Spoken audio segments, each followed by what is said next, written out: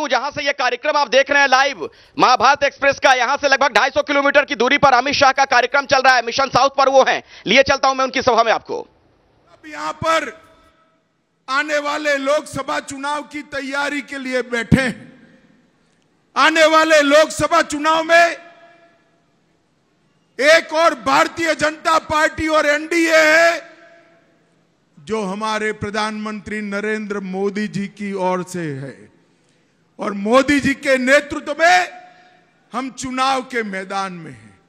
और दूसरी ओर परिवारवादी और भ्रष्टाचारियों का गठबंधन, ये इंडी अलायंस है। पूरे देश भर में मैं लगभग 60% राज्यों में दौरा कर चुका। मैं जहां पर भी गया, युवा हो, महिला हो, किसान हो, गरीब हो, शहर हो, गांव हो, जहां भी गया सभी लोग मोदी मोदी मोदी मोदी के नारे लगाए। हमारे प्रधानमंत्री मोदी जी ने भारतीय जनता पार्टी के सभी कार्यकर्ताओं के सामने 400 पार का लक्ष्य रखा है। और इस बार मैं कर्नाटक की जनता का 2 चुनावों के लिए आभार व्यक्त करना चाहता हूं। 2014 में भारतीय जनता पार्टी कर्नाटक की जनता के सामने आई। आपने 43%, 43% वोट के साथ हमें 17 सीटें दी, 17 सीटें दी। 2019 में दोबारा आए, आपने 51% वोट, 51% वोट के साथ 25 सीटें दी। मगर इस बार मेरी कर्नाटक की जनता को और सभी कार्यकर्ता को मेरा विनंती है कि 51% से काम नहीं होता, 60% और 28 की 28 सीटें भारतीय जनता पार्टी के गठबंधन को देना है। और मैं बड़े विश्वास के साथ कार्यकर्ता को बताने आया हूं, मोदी जी के नेतृत्व में भारतीय जनता पार्टी और जेडीएस का गठबंधन सभी 28 की 28 सीटें जीतकर कांग्रेस का अकाउंट नहीं खोलने देंगे। मुझे बताओ भाई, आप लोग सभी 28 की 28 सीटों के लिए तैयार हो क्या? अरे ऐसे नहीं बोलते, जोर से बोलो, तैयार हो क्या? बेंगलुरु शहर की सभी सीटें प्रचंड बहुमत से भाजपा जीतेगी क्या? यही मोड़ पूरे देश भर के अंदर दिखाई पड़ता है। इनका कारण है तो अमित शाह को आपने सुना, मिशन साउथ पर हैं। और पिछली बार आपको पता है कर्नाटक में 25 सीटें बीजेपी ने जीत ली थी। हालांकि जिस सीट पर उनका कार्यक्रम चल रहा है बेंगलुरु ग्रामीण, वो सीट मोदी की आंधी में भी कांग्रेस जीत गई थी। इस लिहाज से इस बार बीजेपी वहां पर बहुत मेहनत कर रही है। यहां पर बीजेपी की तरफ से जेडीएस के उम्मीदवार हैं, जो पूर्व प्रधानमंत्री एचडी देवेगौड़ा के दामाद हैं, और उनके सामने है डीके शिव कुमार के जो भाई हैं, वो उम्मीदवार के तौर पर। आंध्र प्रदेश में हमारी ये बस मौजूद है और मैं तिरुपति में इस वक्त हूं। और बिल्कुल पीछे बार बार मैं आपसे कह रहा हूं, तिरुपति में जब हम आते हैं तो बालाजी की बात जरूर होती है, भगवान बालाजी की। उनका मंदिर बिल्कुल पास में यहीं पर है, तिरुमला पर्वत की श्रृंखला मेरे पीछे है और उसके दूसरी तरफ वो मंदिर है। खैर, सियासत की बात हम कर रहे हैं। यहां पर क्या बीजेपी जो बार बार कह रही है कि मिशन साउथ पर वो जुटे हुए हैं और अब की बार 400 पार, तो क्या आंध्रा से भी उन्हें बड़ा फायदा होने जा रहा है? इस सवाल का जवाब मैं वाईएसआर कांग्रेस की नेता से ही ले लेता हूं। बीजेपी बार बार कह रही है कि यहां भी बहुत बड़ा फायदा होने जा रहा है, ऐसा होगा? जी बिल्कुल नहीं। मेरे हिसाब से सारा देश चला रहे हैं मोदी जी, पर आंध्र प्रदेश की बात कुछ अलग है। इसलिए कह रही हूं कि उन्होंने पूरी तरह से यहाँ पे कॉन्स्टिट्यूएंसी में उनके लोगों को या उनके कार्यकर्ताओं को सीट भी नहीं दिला सके हैं। यहाँ पे अगर जीत भी जाए तो उनके बीजेपी के ना चिन्ह पर कोई नहीं जीतेगा। वाईएसआर कांग्रेस कितनी सीटें ले पाएगी? जी 175 आउट ऑफ 175 असेंबली इलेक्शन में, और लोकसभा के चुनाव में, पार्लियामेंट इलेक्शन में? लोकसभा में भी 25 के 25 हम ले 25 के 25 100% स्ट्राइक रेट। मतलब ये वाकई मुमकिन है क्या? जी जी मुमकिन है कि ये होने जा रहा है क्या? आप हंस क्यों रहे?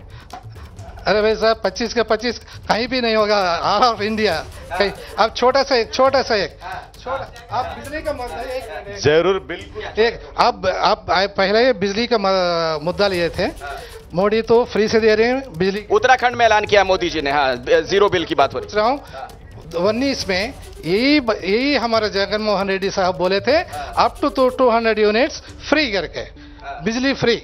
लेकिन अब मैं पूछ रहा हूँ ये 200 यूनिट्स आप फ्री दे रहे या अब तक कितने चार्जेस आप दिया, कितने बार आप बताइए, जवाब दीजिए इसका। सिर्फ वादा कर लेते हैं। जरूर जरूर जरूर किसानों का गवर्नमेंट है ये, जगनमोहन का गवर्नमेंट, और नेता पूरे बैठ के बात करके जरूर किसानों को मदद करने का गवर्नमेंट मदद करेगा। मतलब तो चुनाव आ गया, अब तक क्या किया सरकार ने?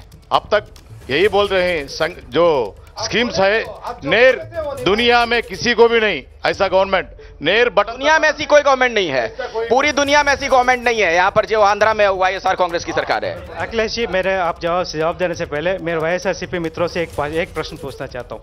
एक नॉर्मल नागरिक, आंध्र प्रदेश नागरिक होने के नाते एक क्वेश्चन पूछना चाहता हूँ। आंध्र प्रदेश का कैपिटल सिटी कौन सा है, ये एक बात बताइएगा। और ये कैपिटल कौन है? आप इधर उधर लेफ्ट राइट देखने लग गए, क्या हो गया? सही लेफ्ट राइट देखने लग गए, जवाब नहीं है क्या? आंध्र प्रदेश स्टेट जब डिवाइड हुआ है, इन्हीं बीजेपी नायकों ने कहा है कि हम स्पेशल स्टेटस देंगे। स्पेशल स्टेटस के हिसाब से हम हमारे स्टेट को डेवलप कर सकते थे। उन्हीं का ये मानना है अगर स्पेशल स्टेटस देने के बाद हम हमारे स्टेट को डेवलप करें, उसके हिसाब से कहाँ राजधानी रखना है ये सब डिसाइड करेंगे। ठीक है। अच्छा, मुझे एक बात बताइए, इस बार यहाँ क्या होने वाला है चुनाव में, विधानसभा में भी और लोकसभा में भी? आपका क्या आकलन है? आप तो एक राजनीतिक विश्लेषक के तौर पर हैं। मेरे राय है कि ये जनसेना पवन कल्याण है ना, उन्हें ओपन में बोला है कि मैं बहुत मुश्किल से बीजेपी को इम्प्रेस किया हूं कि टीडीपी के हाथ ज्वाइन करना है। असली में बीजेपी को टीडीपी से ज्वाइन करना वो पसंद नहीं है, वो विलिंग नहीं है। यही वास्तव है। तो बीजेपी टीडीपी को कितनी सीटें लोकसभा में यहाँ मिल जाएंगी? आपसे वास्तव बोलूं तो बीजेपी आंध्र प्रदेश से उतना आशा नहीं एक्सपेक्ट कर रही है। तो वाईएसआर कांग्रेस को क्या 25 की 25 सीटें मिल जाएंगी? वहां पर वाईएसआर की नेता जो दावा कर रही हैं, कांग्रेस की नेता 25 से 25 नहीं बोलूंगा, लेकिन ज्यादातर सीट तो वाईएसआरसीपी को मिलेगा, क्योंकि वाईएसआरसीपी गवर्नमेंट है ना, ग्रास रूट लेवल में, विलेजेस में। अब दो एग्जाम्पल्स दे दूंगा। आजकल कोई ग्रामीण लोग पेंशन चाहिए तो अर्लियर तेलुगुदेशम के चंद्रबाबू नायडू के रेजिम में वो बस चढ़ के कुछ टाउन में जाके 200 रुपया लेने के लिए वो 100 रुपया खर्चा करना पड़ेगा। मतलब आप छोटे में मैं ये समझूं सर कि गवर्नमेंट की स्कीम्स का फायदा लोगों को मिल रहा है, ये आप कहना चाह रहे हैं? हाँ या ना में जवाब दीजिए। हाँ मिल रहा। ठीक है। बाकी मैं यहाँ पर जो लोग और पब्लिक है उनसे भी बातचीत करना चाहूंगा। एक मिनट, मैं नीचे आपके पास भी आ रहा हूं। क्या होने वाला इस बार चुनाव में मोदी जी? यहाँ पर सिर्फ हवा चलेगा, सिर्फ फैन का ही भाई साहब। आंध्र प्रदेश में सिर्फ जगन मोहन रेड्डी साहब जब तक रहेंगे तो 175 का पंखे की हवा खाते रहेंगे लोग। अरे भाई साहब, सेवा कर रहे हैं तो पब्लिक की। ऐसा सीएम बताइए कहाँ इंडिया में है? तो बच्चों की ऐसा सीएम इंडिया में नहीं है। सही है, फ्रॉड सीएम है ना, इसके लिए इंडिया में किधर भी नहीं है। किधर भी नहीं है। क्या होगा, कौन जीतेगा? मोदी जी को वोट डालेंगे कि नहीं लोग? मोदी गवर्नमेंट है, आता है। बीजेपी गवर्नमेंट में आता है। अच्छा, आपको लग रहा है कि मोदी जी का कमाल होगा यहाँ पर? हिंदी नहीं लग रहा है। हाँ, क्या कहना चाह रहे थे आप लोग? हाँ, आप स्कूल में पढ़ती हैं? क्या नाम है? वर्णिका। अच्छा, कौन सा लीडर आपको अच्छा लगता है? नाम बताइए एक दो नेता का। कौन आपके जहन में नाम आ रहा है? दिमाग में किसका नाम आ रहा है? बिना सोचे हुए आप बोलो कि जो भी नेता का नाम बोलना चाहते हो आप। कौन अच्छे लगते हैं आपको? अरे बिना चिंता किए बोलो यार, कोई दिक्कत वाली बात नहीं। इधर कहां देख रहे हो आप? बोलो, जल्दी से बोलो। हाँ, कौन से लीडर अच्छे लगते हैं आपको? सेंट्रल में बीजेपी, स्टेट में चंद्रबाबू नायडू है। अच्छा, मतलब इनकी चॉइस देखिए बिल्कुल अलग अलग है। जो बात बार बार कही जा रही है ना कि लोकसभा का नतीजा अलग हो सकता है और विधानसभा चुनाव में अलग नतीजे आ सकते हैं। जी, 2019 में वाईएसआरसीपी ऑलरेडी 22 सीट्स जीत चुकी है। अभी बाकी 3 ये जीतना तो मुश्किल की बात नहीं है, ठीक है। सो 2024 में 175 असेंबली सीट्स 25 पार्लियामेंट सीट्स। ये लीजिए, तो पंखे की हवा ऐसी चल रही कि सब उड़ गए उसमें, तो आंधी आ गई पंखे की हवा से। पूछ रहे हैं किस मुद्दे पर आप इलेक्शन में जाएंगे, या कैपिटल सिटी पे या इलेक्ट्रिसिटी बिल्स पे, किस पर जाके आप इलेक्शन जाएंगे बताओ? बताइए। अरे कैपिटल सिटी इलेक्ट्रिसिटी बिल ही नहीं है, बहुत मामले हैं इधर, बहुत मामले हैं, ये दो ही नहीं है। अब तक वादा, अब मोदी वादा किया है, इतने 5 साल क्या किया मोदी जी ने? 5 साल संक्षेम तो हर इंडिया में हर जगह चल रहा है, हर स्टेट में चल रहा है, एक जगह कम है और एक जगह ज्यादा। जो भी पॉलिसीज बनाते हैं उसका क्यों नहीं किया? जो आखिरी कमेंट, बीजेपी कितनी सीटें लेगी, क्या दावा है आप लोगों का? इनका जो बताते हैं वो डेल्यूजन स्टेट बोलते हैं इसको, डेल्यूजन पे रह रही है। अभी जो आप आ रहे हैं ना बैंगलोर में डीजल का दाम कितना है और इधर पे डीजल का दाम कितना है? 10 से 12 रुपए तक अंतर है यहाँ पे। अभी जो रोड है ना, यहाँ पे 6 लेन का रोड बना है। ये सब डेवलपमेंट के बारे में समझ गया सर। आप लोगों को जो कहना था कह चुके हैं। अब चुनाव का वक्त है, मतदान का वक्त है, ये जनता तय करेगी कि उसे किसे वोट डालना है। और मैं मतदाताओं से अपील करना चाहूंगा कार्यक्रम के आखिर में कि वोट तो जरूर डालिए, चुनाव में हिस्सा जरूर लीजिए, तभी ये जो लोकतंत्र का पर्व है ये सफल होगा। बहरहाल आज तिरुपति से महाभारत एक्सप्रेस में इतना ही। कल विजयवाड़ा की जनता से मुलाकात होगी, हमारे साथ जरूर जुड़िएगा। ग्राउंड जीरो की हर खबर हम आप तक लगातार पहुंचाते रहेंगे। महाभारत एक्सप्रेस की यात्रा रामेश्वरम से अयोध्या तक पहुंचने वाली है, देखते रहिए एबीपी न्यूज। जैसे ही घड़ी का काटा दोपहर 2:30 पे आए, बबीता जी का दिल सास बहू साजिश के लिए मचल जाए।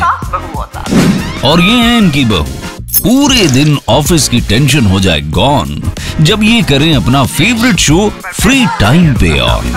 इनकी तरह आप भी देखिए अपना फेवरेट शो अपने टाइम पर और डाउनलोड कीजिए एबीपी लाइव ऐप अपने स्मार्ट टीवी पर।